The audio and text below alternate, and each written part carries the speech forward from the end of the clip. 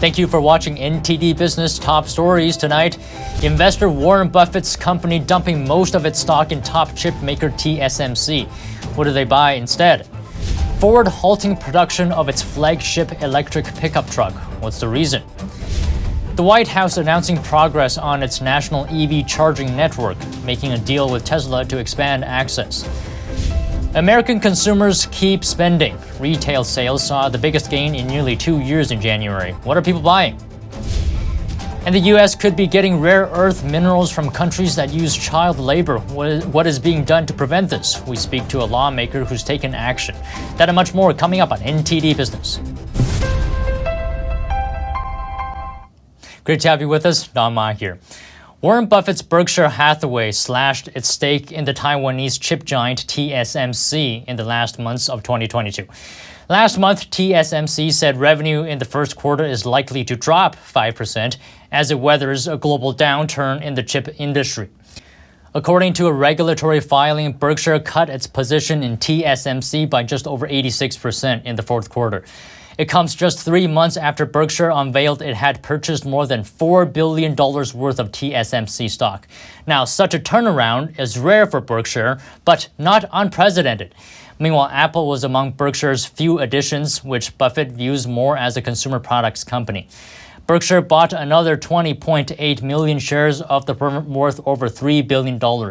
Shares in Apple have surged 24% since the start of the year. TSMC stock is down 5% today. Apple is up over 1%. Tech billionaire Elon Musk is warning about AI, calling it one of the biggest risks to the future of civilization. Here's what he said today at the World Government Summit in Dubai. On a more sort of near-term time frame, I think artificial intelligence is something we need to be quite concerned about and really be attentive to the safety of AI.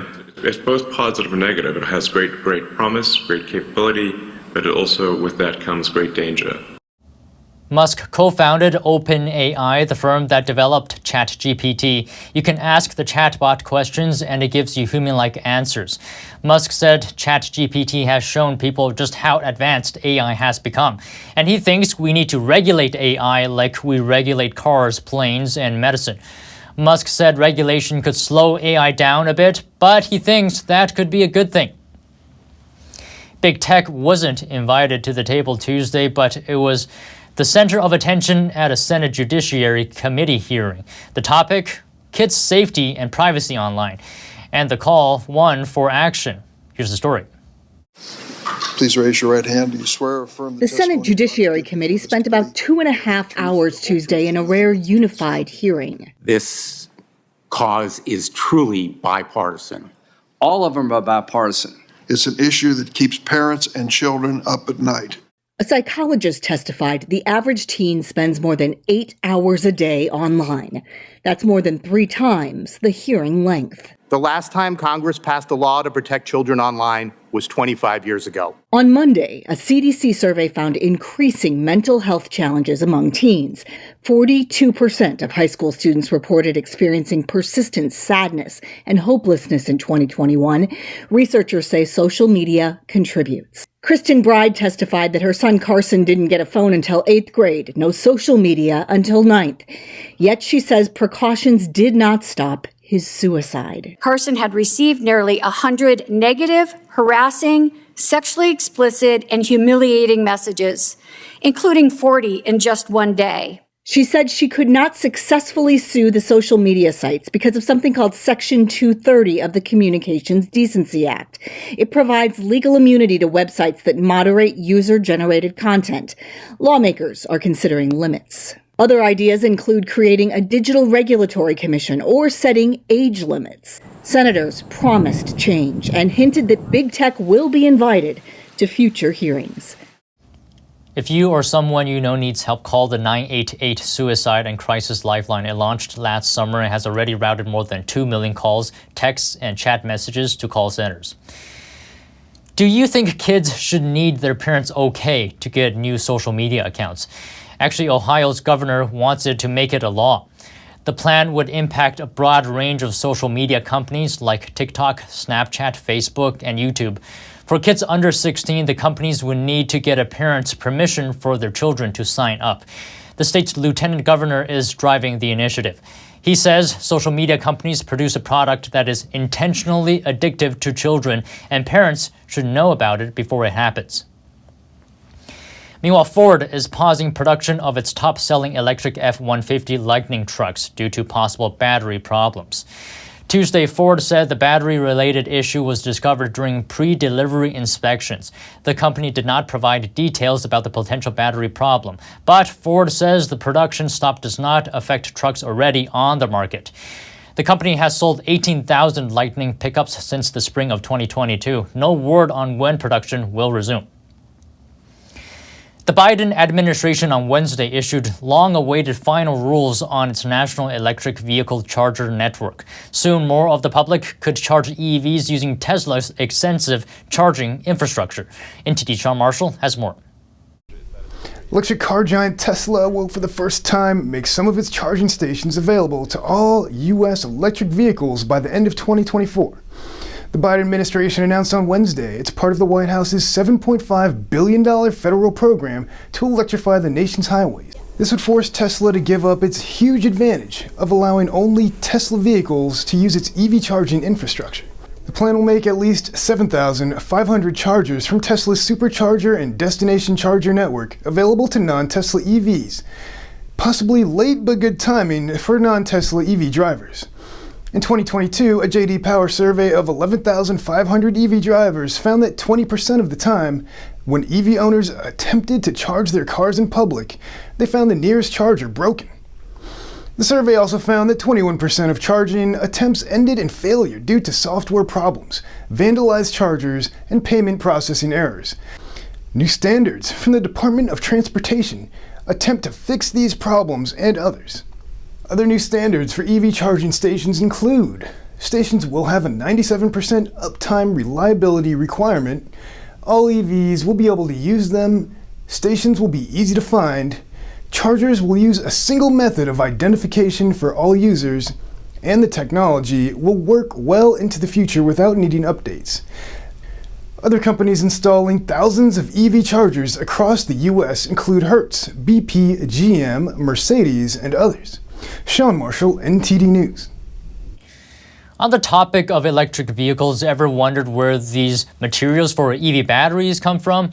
Well, EV batteries are made from critical minerals or rare earth minerals. Often, these minerals are sourced from countries that employ forced labor in the process of mining these minerals. We talked to Congressman Pete Stauber about this. He's on the House Committee on Natural Resources. Such a pleasure having you, Congressman. Now, I understand you're the chairman of the Subcommittee on Energy and Mineral Resources, and that's what I would like to talk to you about. But first, would you mind explaining very briefly, what is the focus of this committee? Well, right now, obviously, Energy and Minerals Resources Subcommittee, we have jurisdiction over both on and offshore oil and gas drilling and mining and critical minerals in the United States, the oversight of that. And really, the primary focus is going to be on permitting reform. Reform, right. And you introduced recently, last month, the bill Permitting for Mining Needs Act. What prompted this? Well, we're seeing the fact that permits take, years and years. One permit in the state of Minnesota, for example, they're in their 20th year of permitting for mining of critical minerals. The other mine is in its 10th year. And so we know that the permitting reform needs to happen. We're hearing that from the industry experts, the union leaders.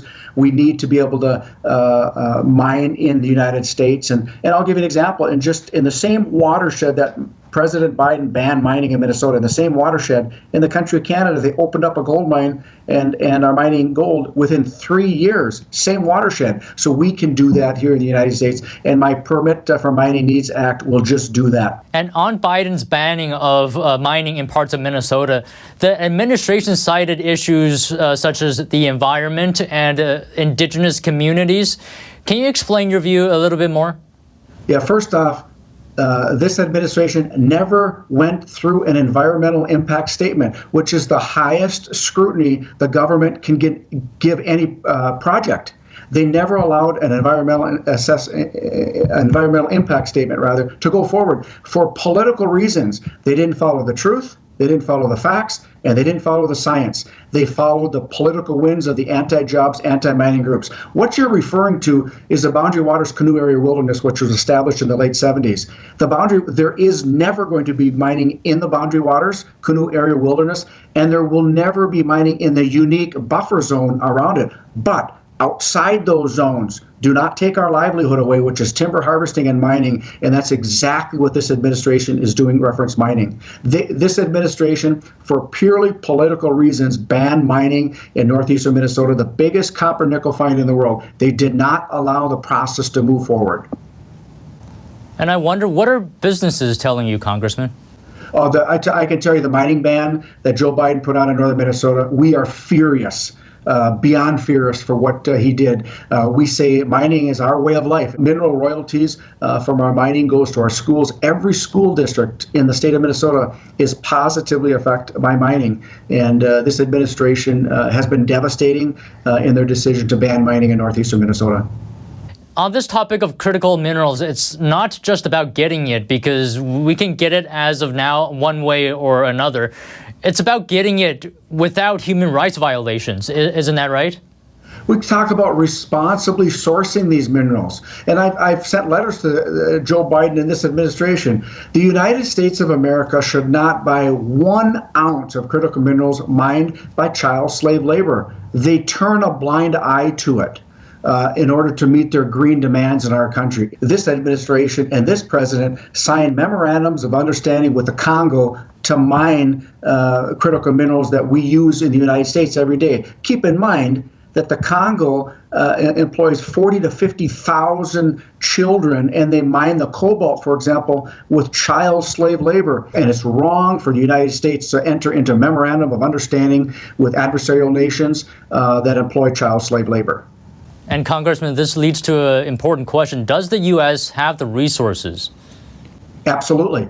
We have to have the political will to mine these critical minerals. And again, not only in the United States and on Minnesota's Iron Range, which has the biggest, as I said, copper nickel deposit in the world, 95% of our nickel, 88% of our cobalt, and over 1/3 of our copper and other platinum group elements we have right here in Minnesota. In other states, we have critical minerals that need to be mined.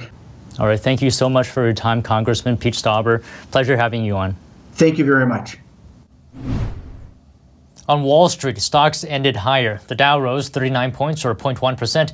S&P added 11 points, or 0.3%, and Nasdaq gained 110 points, or 0.9%. President Biden has tapped Federal Reserve Vice Chair Lael Brainard as his top economic advisor. She will leave her post from the Fed and serve as the new head of the National Economic Council, or NEC. Brainard worked in both the Obama and Clinton White Houses. She joined the Fed as a governor in 2014. In announcing the news, the White House says she's, quote, a trusted veteran across our economic institutions. So with Brainard leaving, who will take her place as Fed vice chair? The Wall Street Journal reports it could be the president of the Chicago Fed, Austin Goolsbee. But the journal cited unnamed sources. Goolsbee was a top economic advisor to President Obama. We'll have more analysis on what this change means for the Fed in just a moment. U.S. retail sales surged 3% in January, the U.S. Census Bureau said today. This was the biggest gain in nearly 2 years, beating estimates by a wide margin. Resilient consumer spending is a positive sign for the health of the economy for sure, but could make the Fed's job harder. The turnaround could have been helped by the strong labor market and post-holiday discounts, as well as favorable weather.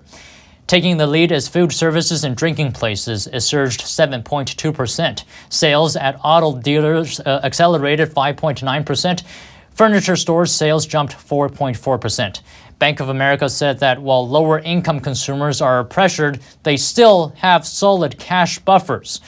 These latest numbers could suggest that the consumer is still in a good spot. Joining me is Sam Burns, founder of Mill Street Research. Now, Sam, retail sales above expectations. What do you think contributed to that? Seasonal factors? What do you think? That's right. I think there were definitely some seasonal factors at work. In the last couple of years, we've seen this kind of thing where we had an unusually weak December reading and then an unusually strong January reading. I think COVID has thrown off a lot of the seasonal tendencies that we normally would see. And so I think that's showing up in the data. I think if you look at the last few months, retail sales have generally been pretty firm, slowing a bit probably overall. But I think the overall picture is one of a pretty good consumer who has income to spend and they're spending it. So it tells us that the consumer is still in a good spot. That's right. That's right. I mean, after you adjust for some of the ups and downs month to month, there's still a pretty good level of overall spending, certainly before you account for inflation at least. And I think that's reflective of the relatively strong job market that where both people are getting new jobs and people are getting raises in their wages. And that's flowing through to the retail sales numbers like we've seen today. And what are your thoughts on the Fed's effort to fight inflation? It seems like the Fed is not really able to hold back demand. Credit card debt is at record highs as well. What are your thoughts on the Fed's efforts? Yes, well, unfortunately, people put a lot of faith in the Fed to do these things, but their toolbox is actually somewhat limited to changes in interest rates and their balance sheet, which have only indirect effects on a lot of spending and consumer demand. And of course, a lot of the problems that have been causing the inflation in the last 2-3 years have really been on the supply side due to COVID and Russia's invasion of Ukraine, things like that. So those are things that the Fed has really little control over and can't do much about in terms of boosting supply. They can only try to limit demand, and even there, they can mostly only do it for parts of the economy that are interest sensitive, like housing and autos and things like that, where people borrow money. Whereas the fiscal side of the support that we saw the last couple of years, where people had gotten stimulus checks and unemployment benefits and things like that, I think that has had a residual effect that's still ongoing, and that's been helping to offset some of what the Fed has been doing with interest rates. So I think there's been a kind of a back and forth between what the Fed has been doing and what fiscal policy has been doing. I think that's the reason why you have not seen the slowdown that people were expecting so far this year. And Sam, quickly, one last thing. What are your thoughts on Brainerd leaving the Fed? What does it mean? Yeah, there's been a lot of people talking about that she was one of the more dovish members of the Fed and the vice chair, and that she's leaving to go to work at the White House. And so the question then is, who will replace her? I've seen news today that potentially Austin Goolsbee from Chicago is going to potentially take the spot. And then what will that mean for monetary policy this year? Will it mean more hawkish Fed votes? I think the overall net effect will probably be relatively minor. Fed Chair Powell still has a very large impact on the FOMC and the Federal Reserve's actions. I don't think Brainerd's departure is going to make a big difference, but it does show what the Biden administration is looking for in terms of economic support, and think we'll shift things around a little bit in terms of the FOMC composition. All right, thank you very much for your insight today, Sam. Pleasure having you on. My pleasure. Thank you. At the World Government Summit, Elon Musk said that having a single world government could lead to the end of the entire human civilization. The World Government Summit, by the way, is an annual meeting where heads of state and leaders from various fields gather to discuss governance and business. Musk wasn't asked about this specifically, but he brought it up himself. Civilizations have risen and fallen, but it hasn't meant the doom of humanity as a whole, because there've been all these separate civilizations that were separated by great distances. And so, say like while Rome was falling, Islam was rising. We want to be a little bit cautious about being too much of a single civilization, because if we are too much of a single civilization, then if the whole thing may collapse. Musk said different world governments need to be wary of cooperating too much, because if something goes wrong with one part of civilization, the whole thing could collapse. This is almost the opposite of what the founder of the World Economic Forum, Klaus Schwab, wanted. He urged people to enhance cooperation between governments. We have to re-globalize this world. We have to make sure that we strengthen cooperation because, as it was mentioned, we are faced with issues which are of existential importance for humankind. Our common future is at stake. The World Economic Forum, by the way, is a co-founder of the World Government Summit. The World Economic Forum is a group of important people from around the world who meet to discuss global problems. They include presidents, prime ministers, and people from companies like Apple, Amazon, Microsoft, and JP Morgan. The group focuses on climate change and environmental, social, and governance issues. It doesn't officially say it likes any specific economic system, but it does say it wants a more equitable world. Some believe it's promoting global socialism. Elon Musk has participated in the forum's events in the past. He's also previously criticized it for being an unelected world government. In regards to Elon Musk's criticism today about a single world government potentially leading to mankind's doom, we spoke with economist Pete Earle.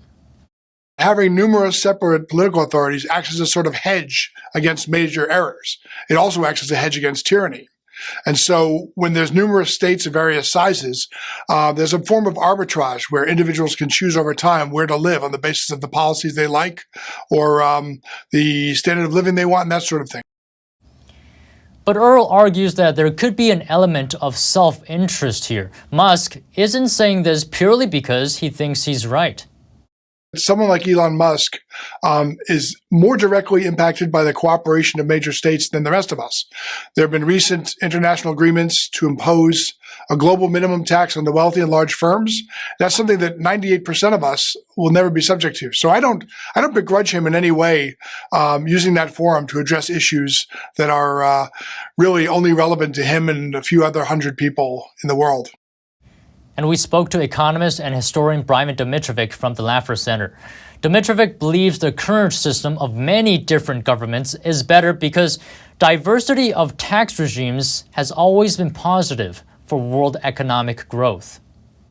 There's this tax competition. I mean, if one tax environment is unfriendly, you can go to another one that is friendly.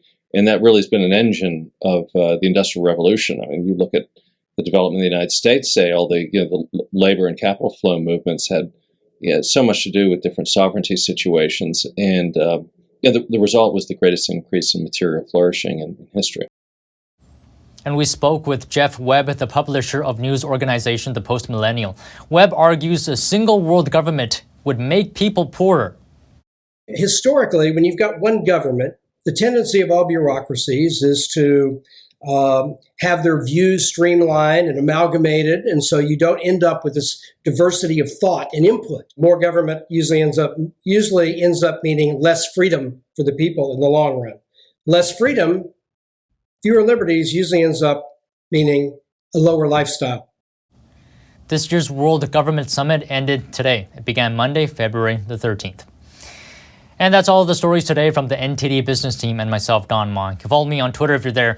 And if you have any news tips or feedback for the show, you can email us at business@ntd.com. Thank you for watching, and we'll see you tomorrow.